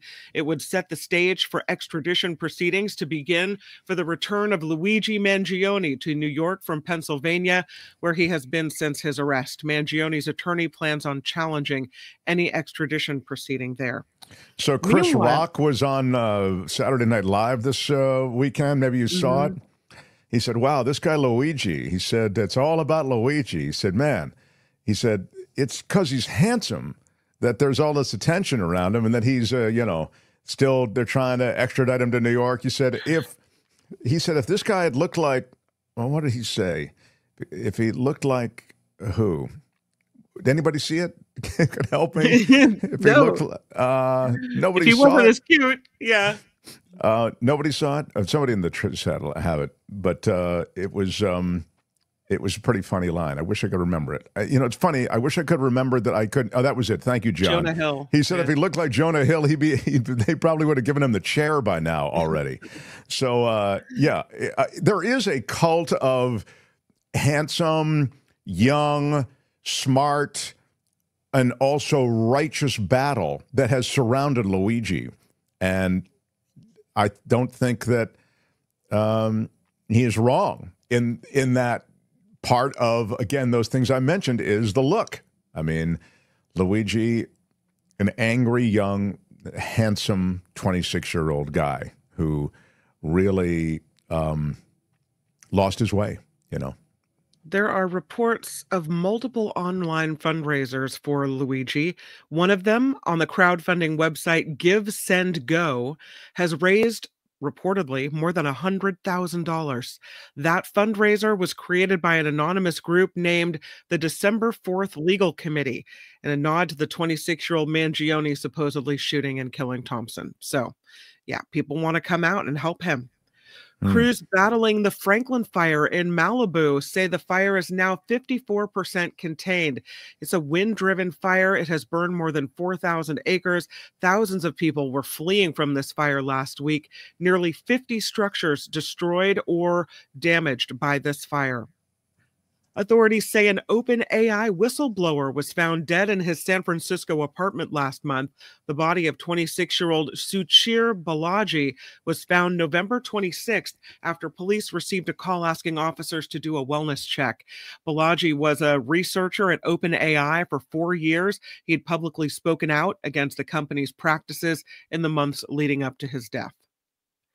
Those mysterious drone sightings that have been reported in several major U.S. cities in recent weeks appear to have reached Southern California now. During the weekend, there were reports of drones hovering over Long Beach, Redondo Beach, Pacoima, Riverside, and Temecula. All of the sightings are from eyewitnesses, not confirmed by authorities to actually be drones. So, yeah, I mean, again, these could be copycats. I mean, I would, before you guys, you know, hit the invasion panic switch. They're here. No? Yeah, exactly. The ball that Dodgers first baseman Freddie Freeman hit for a walk-off grand slam in Game 1 of the World Series has been sold at auction. It sold for, what do you think? Which ball is this? This is the ball that Freddie Freeman hit? Freddie Freeman hit it for a walk-off grand slam in Game 1 of the World Series. $800K. That's a pretty good guess. 1.56 mil. Wow, that's twice what I guessed. Wow. The buyer has not been identified, but paid a lot of money for that Man. ball. Santa's house is up on Zillow. How much is that going for? The real estate company Zillow is offering virtual tours of Claus's North Pole home, showing off features like the hot chocolate bar and the gift wrap room. The home is valued on this website at just over $1.2 million. Wow. Anything for a little Zillow publicity. It's got there's a special gifting suite lounge. Is that what you said? What is there? It has a hot chocolate bar. A hot chocolate bar. And a gift wrapping. And a gift wrapping room. A gift wrapping room, that was it. Yeah. So in a 2-bedroom house, one of them is a gift wrapping room. Is that what you're telling me? You need a gift wrap room at the North Pole. That's a hell of a kitchen. Wow. Yes. Oh, look Very at the nice. windows. Yeah. 1.2 mil in the North Pole? Yeah. It's probably overpriced in the North Pole for that money. But I mean, location is everything, although it does have a gift wrap room. You can turn this gift wrap room, turn it into anything you want. The owner says you don't have to use it for gift wrapping. Turn it into a movie theater, whatever you'd like. Wow. Oh, lastly, and I don't put a lot of stock in this study, so we'll say that on the flip side here. Your morning cup of coffee might be more than just a quick pick-me-up. Yeah. A new study done by the University of Coimbra in Portugal says the drink may be adding to your lifespan. So sip away, Mark Thompson. Wow, the research was funded by the Institute for Scientific Information on Coffee, which is a nonprofit organization started by companies from the coffee industry. Isn't that nice? I'll have some right now. The study found that regular coffee drinkers may be adding an average of almost 2 healthful years to their lifespan. Well, my doctor has told me to lay off the coffee a little bit. Lay off the coffee. Yeah. So, but again, I like it in my Coachella Valley Coffee. Yeah. Yeah. What's in the cup? This is first the Chit cup that I got from our merch site with the new white Mark Thompson Show mugs, and this is a God, I forgot what I'm pouring. I poured it so early this morning. I'm jet lagged, so I've been up since like 4:45 this morning. Can that go in the dishwasher? The Chit mug? Kim, I'm sure it can, but all of the merch that's purchased at our store should be handled as though it has a certain fragility to it. I would hand wash everything. Really? Mm. You can't throw that sucker in the the dishwasher? Let me tell you, the finest... Oh, excuse me. It soothes my soul. Well, the finest workmanship went into this, Kim. I don't know if you'd want to risk that it would be damaged in the dishwasher. Yeah. We got the finest Chinese workers to help us put together these.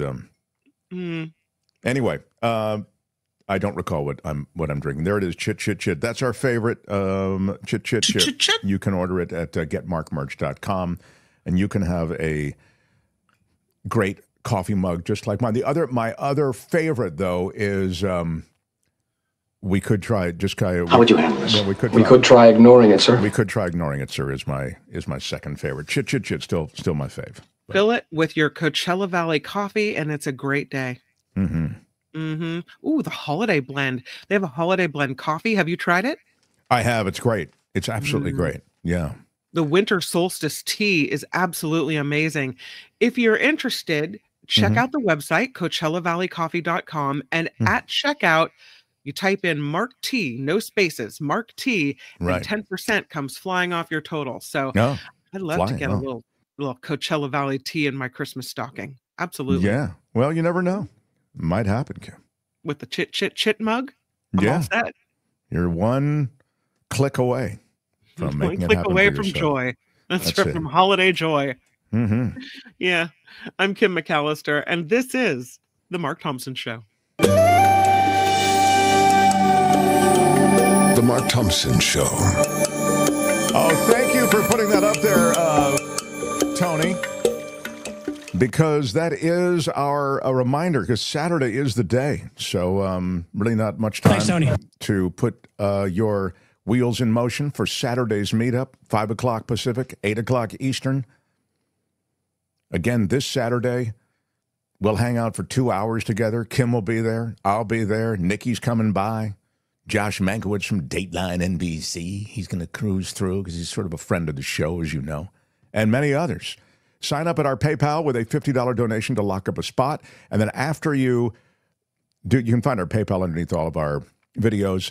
You'll just note meetup. And again, this is a virtual meetup, so we'll send you a link and you can just join us. You don't even have to be on camera, by the way. Some people just like to, hang out, which is fine. But I don't want you to think you have to go anywhere. It's a virtual meetup. After you throw in the 50 to lock up your spot, just RSVP at mtsmeetup@gmail.com. And that's how you do it. All right. The Mark Thompson Show. See you Saturday. Now, what are we going to do? Are you going to play Karen's normal open, or are you going to play, or do we just go to her? We didn't discuss this. What would you like to do, Tony? I'll play the normal open unless you don't want me to. No, that's great. Okay. It's there. I'll make the new one soon. No, that's okay. Yeah. I'll play it. And now, my friends, a word about animals. Now, a word about animals on the Mark Thompson Show. And our guide to the animal kingdom is the great Karen Dawn. Her Dawn Watch Facebook group is immense, and her regular postings and emails keep you up to date on what's going on in the animal kingdom. And I really enjoy kind of staying connected to that world through your stuff. So thank you again for dawnwatch.com. And those emails, again, you sign up and then it happens automatically. It hits you. But there was one particular story that I know has gathered a tremendous amount of attention. And then you said, hey, I think we should discuss this. So please lead us away. Indeed, Scrim is taking New Orleans by storm. He's a little mutt who, and I wish I was wearing my, there he is on the page there for folks who are watching rather than listening. You see his cute little scruffy face. He And I wish you can get free Scrim t-shirts now, which if I'd known we were doing this today, I would have ordered mine by now and I'd be wearing it because I'm on the free Scrim team, but not everybody is. And that's now why has he was to have been euthanized, isn't that right? This poor dog was rescued at the last moment. Yes, except I will never use that word when we're talking about somebody who wants to live, and it's very important to me. I'm so glad because I always look forward to whatever I say, there's going to be a mistake. So I'll just ding it. Thank you very much. Go ahead. Whatever I say, always with Karen. Violin comes out for poor Mark. No, but it's true that you don't use the word euthanize because you think it takes the stink off of how bad it is. Is that the reason? Yeah, if you look up euthanized in the dictionary, it doesn't say somebody who we don't have much space for and don't know what to do with. It says somebody who's gravely ill and, you're killing them because they want to die, or we assume they want to die if they can't talk anymore, and we're putting them out of their misery. And we've come to use it in shelters. One could argue, when places have very high kill rates, whether a shelter is the right term for them.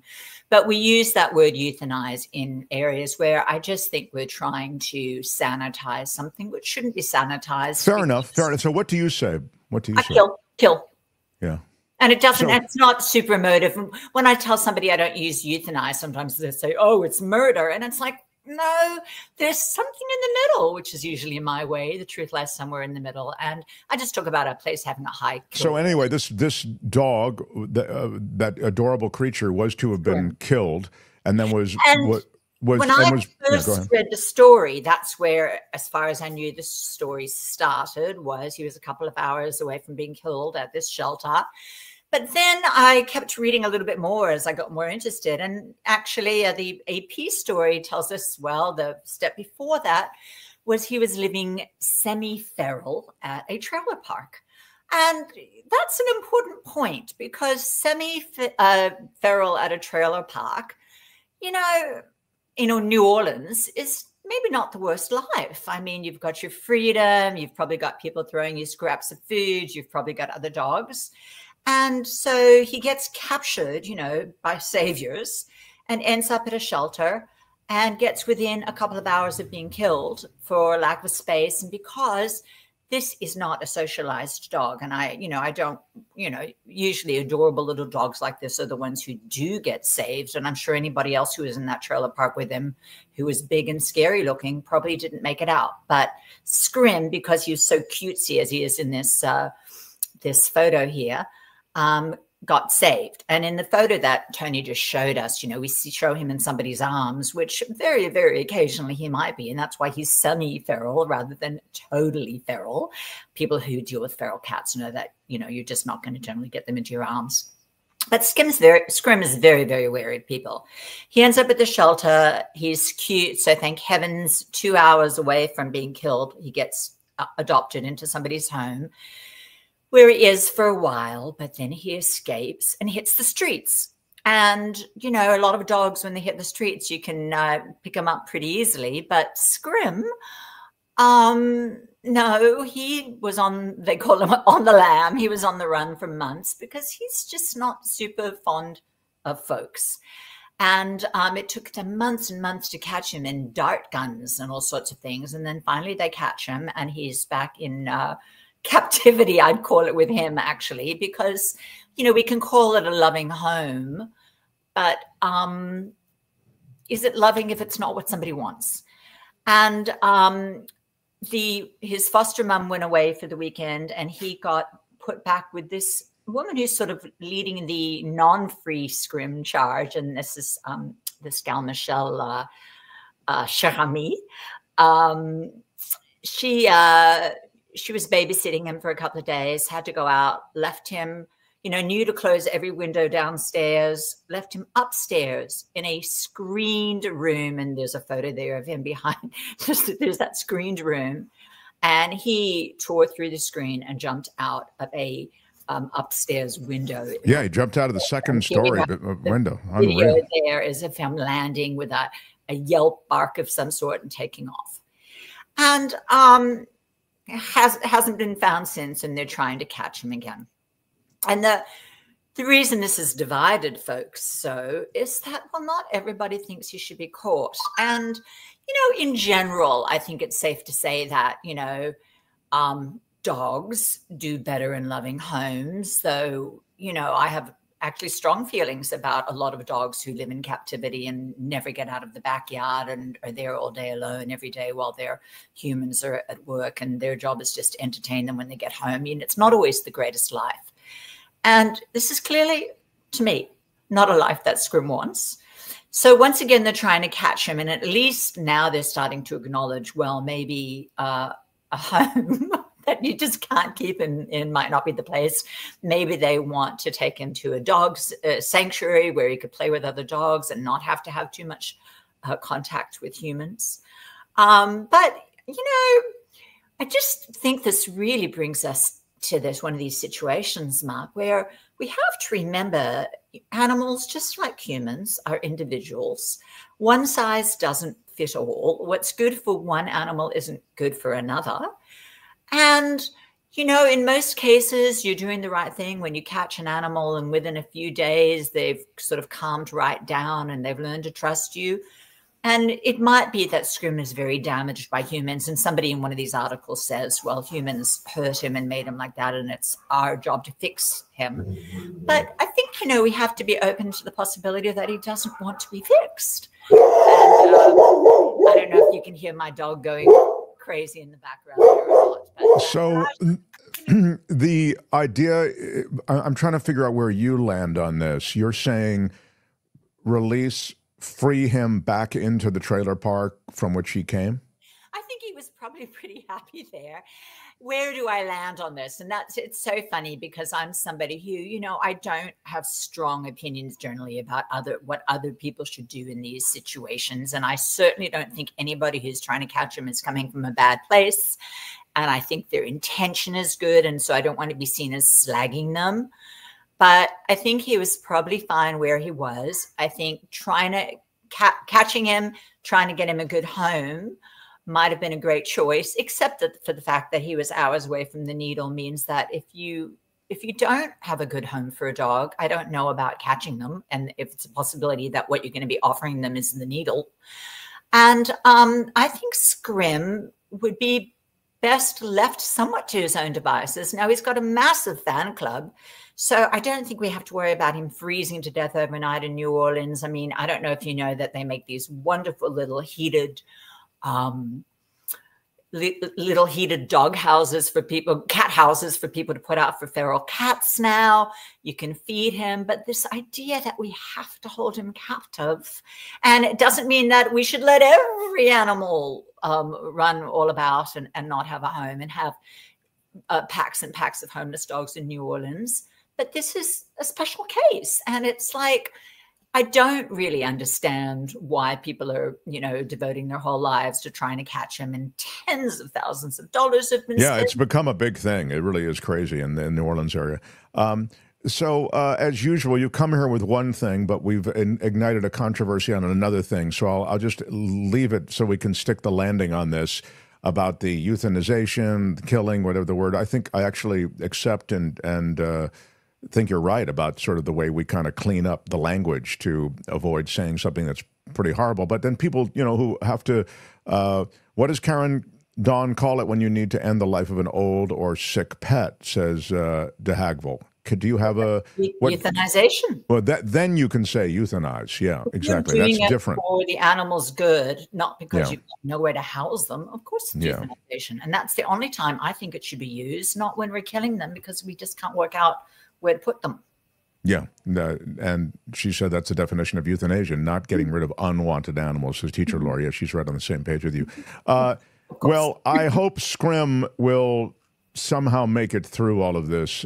You know, certainly Scrim deserves a good life. I mean, sadly, cities crop up, populations grow, and human populations, you know, encroach upon these four-legged populations. I just hope this thing has a happy Hollywood Christmas ending.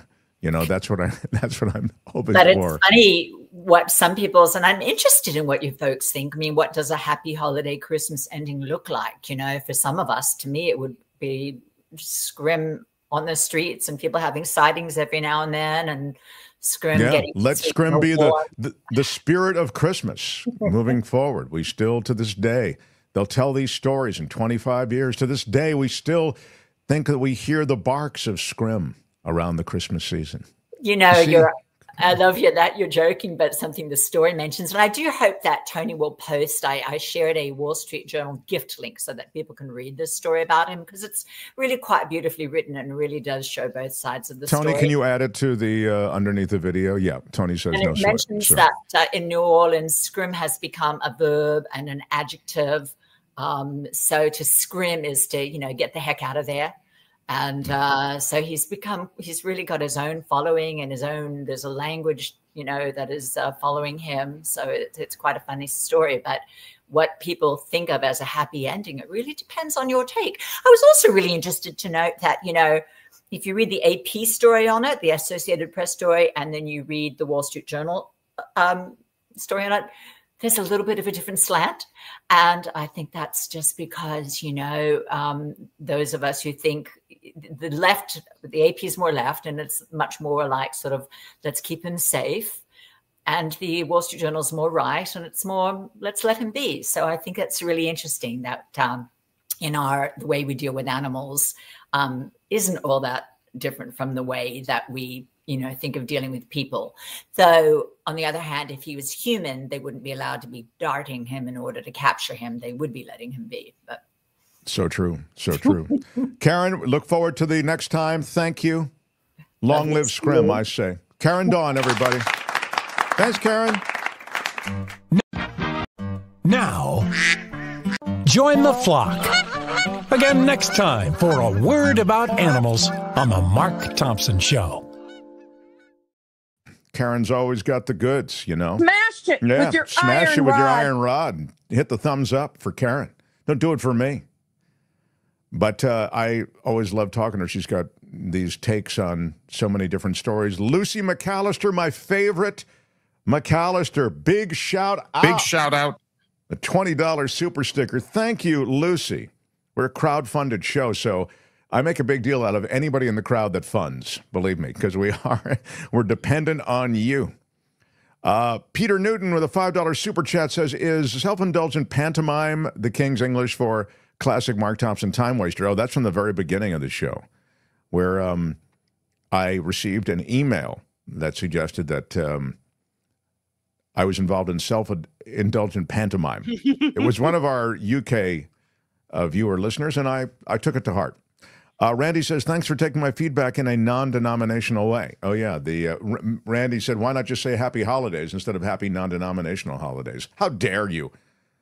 Now that you brought it up again, I arouse my ire all over again.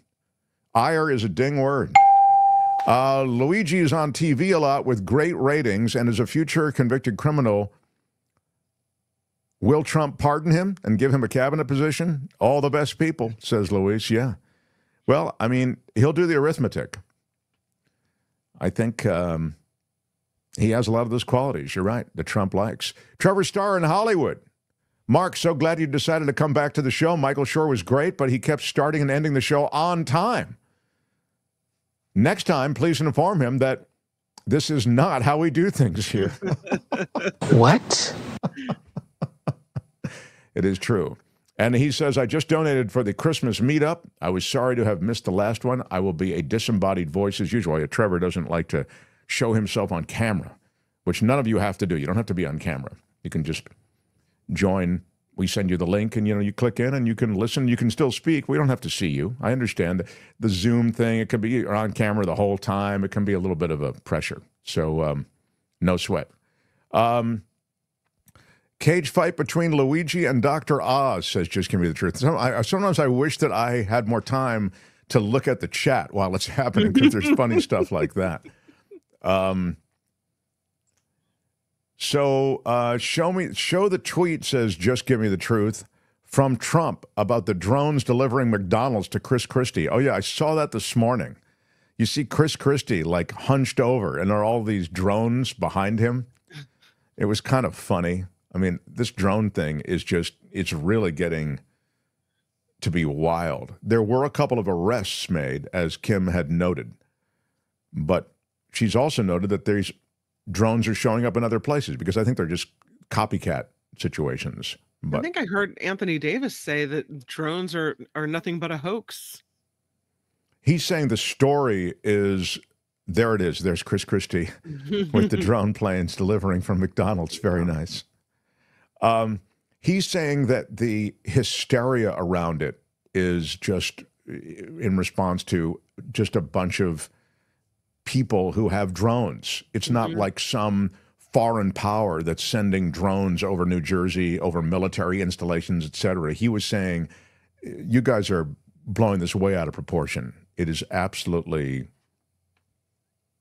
you know, the simple explanation is the favorite explanation. Sure. So tomorrow on the show, we'll talk about a return to the days of polio as RFK Jr. and his Confederates move into positions of power in Washington. Today is a charm offensive on his part. As you know, he's going to Capitol Hill, talking to senators, those who will ultimately be involved in his confirmation. We'll talk a little bit more about that.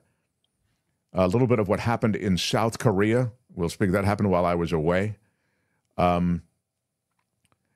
Obviously, anything on Luigi that we need to know. We've got an in with the lawyer. So I'm hoping that that may turn out to be something that we can at least talk about, although his fate seems a bit sealed. Although, as we told you,